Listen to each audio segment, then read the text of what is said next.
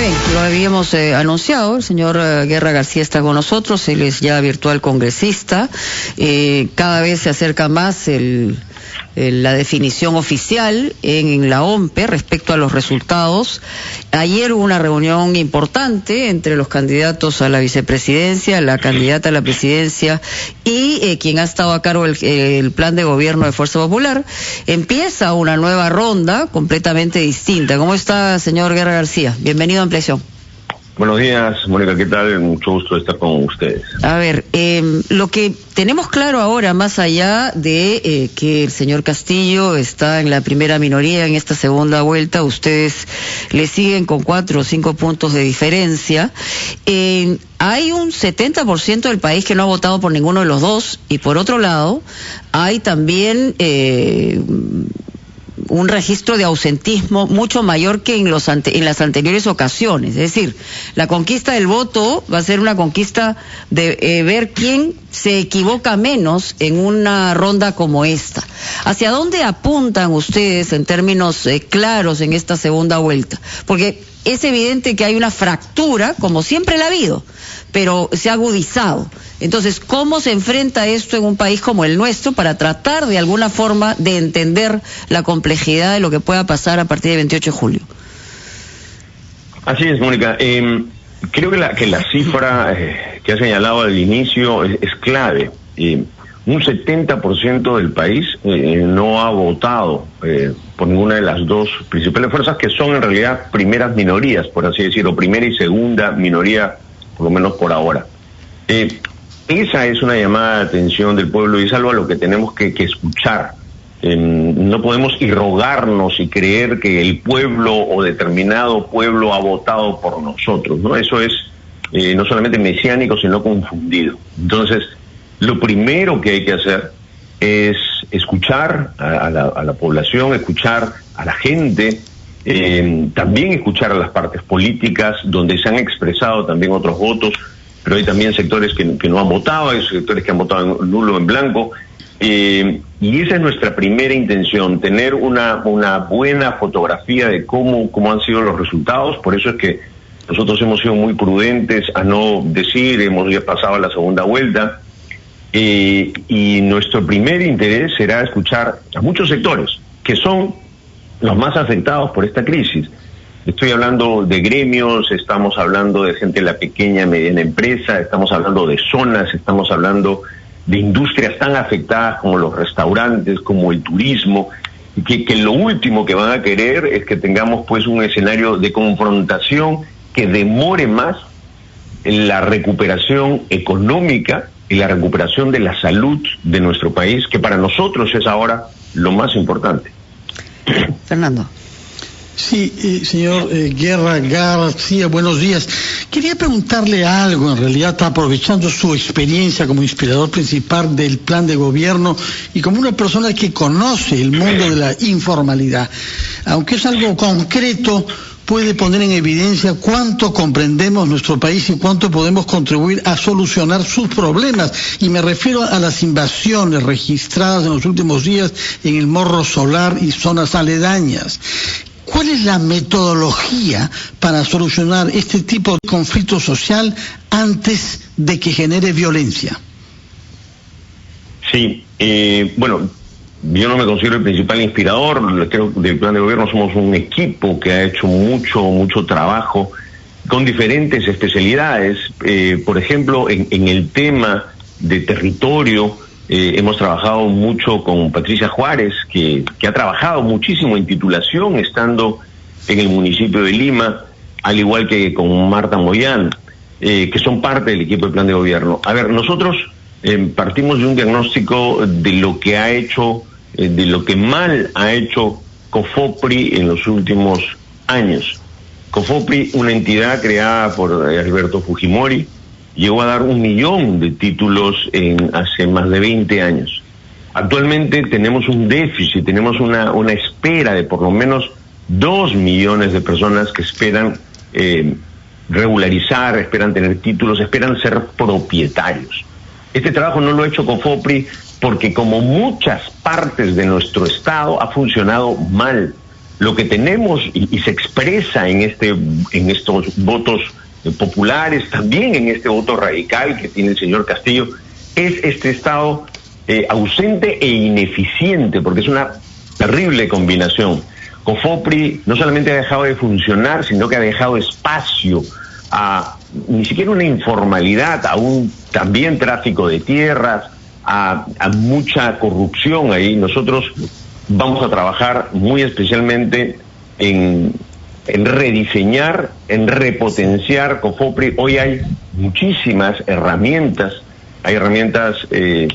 que nos van a permitir una georreferencia mucho más exacta, y al igual que este tipo de informalidad, lo queremos enfrentar la otra informalidad, que es la informalidad de los negocios, con una Comisión Nacional por la Formalización. No nos puede volver a estallar el problema de la informalidad en el Perú en todas sus dimensiones, que no nos ha permitido enfrentar esta crisis.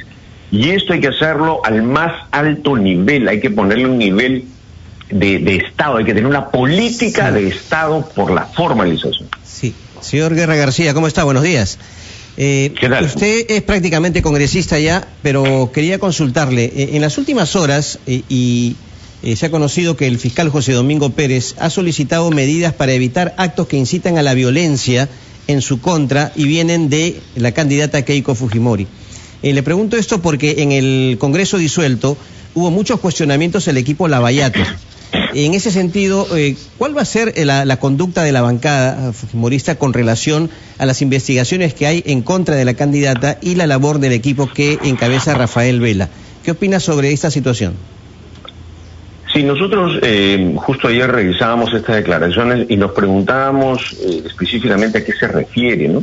Porque Keiko Fujimori ha sido sumamente cuidadosas en todas sus declaraciones. Creo que les consta el periodismo.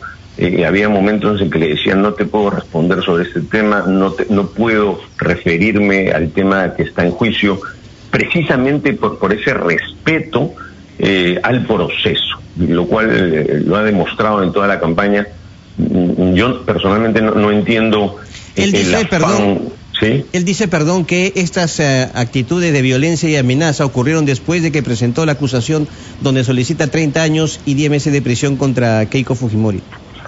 Bueno, no ha partido de la candidata, ¿no? Entonces, si él señala que por Twitter o por las redes sociales le dicen cosas, creo que a todos nos dicen cosas por Twitter y por las redes sociales, y uno no puede, pues, atribuir una relación, ¿no? Que ya parece una parte, pues, de una teoría. Lo relaciono con esto y con lo otro. Pero respecto al fondo de la pregunta, porque esto, digamos, es anecdótico, que es correcta la pregunta que usted hace, de temer o de tener un resquemor sobre la conducta de la bancada. Nosotros tenemos instrucciones claras de Keiko de tener un comportamiento muchísimo más coordinado, un comportamiento más democrático, porque lo hemos reconocido. Que borre el comportamiento anterior, para ser claros, porque ese también es un tema pendiente, ¿no? Por supuesto. La confrontación nunca es buena, y nosotros estuvimos en el guión de la confrontación y supimos salir de ese guión. La confrontación no le va a hacer bien a nuestro país. Supimos salir y hicimos daño. Y lo reconocimos porque un político que no aprende de los errores cercanos no va a poder rectificar y no va a ser creído por la gente. Yo vengo de la confrontación. Yo he estado en la otra orilla con Keiko, siendo yo muy duro, y creo que esta también es una demostración de esta nueva forma de hacer política que viene de esta reflexión y de la otra reflexión tan dura y tan solitaria que tuvo Keiko en una prisión injusta. En relación al tema que está también en cuestión, es un tema estructural, es decir, el señor Castillo representa esa desventaja histórica que tiene el mundo rural en nuestro país, y eso, digamos, se ha unido frente a lo que nos ha dejado y nos sigue dejando una pandemia. Y por el otro lado, Keiko ha recogido, Keiko Fujimori, lo que la derecha más radical que en este momento se ha expresado no ha podido recoger. Entonces, estamos frente a un eventual país moderno y este mundo rural postergado. ¿Cómo vamos a lograr entendernos entre los peruanos? Porque ahí ese es el problema fundamental, ¿no? Lo que hemos visto expresado a través de ese porcentaje que ha votado por estos dos candidatos, que es más o menos el 30%, es algo que nos dice, oigan, ¿ustedes dónde están viviendo? En otro planeta, en Marte. O sea, ¿cómo se responde a eso? Sin minimizar este sentimiento y parte del voto del señor Castillo que hay que respetar, tampoco vamos a hablar en cifras absolutas de que esto es una gran mayoría. La gran mayoría, lo dijo usted al inicio, es este 75% que no ha votado. Por eso, dije 70 en realidad, pero es igualmente importante. Sí, es igualmente importante, así sea un 5 o un 10%. Porque es el porcentaje de este bolsón de pobreza que hemos tenido en nuestro país. Y usted lo ha dicho, es estructural. Y nuestro plan de gobierno se refiere muy específicamente a trabajar con esta zona, con la zona donde en el Perú ha sido olvidada nuevamente por este Estado que ha sido ineficiente, este Estado que ha tenido más recursos, muchísimo más recursos que los que tuvo, por ejemplo, el gobierno del presidente Fujimori, donde se hizo muchísima obra con pocos recursos. Hay que concentrarnos ahí. El Perú no va a salir adelante mientras tengamos 9 millones de personas en pobreza. La pregunta es, ¿qué hacemos? Muy bien, le agradecemos muchísimo al señor Guerra García por estar con nosotros en Ampliación. Vamos a los titulares de esta hora y regresamos con más.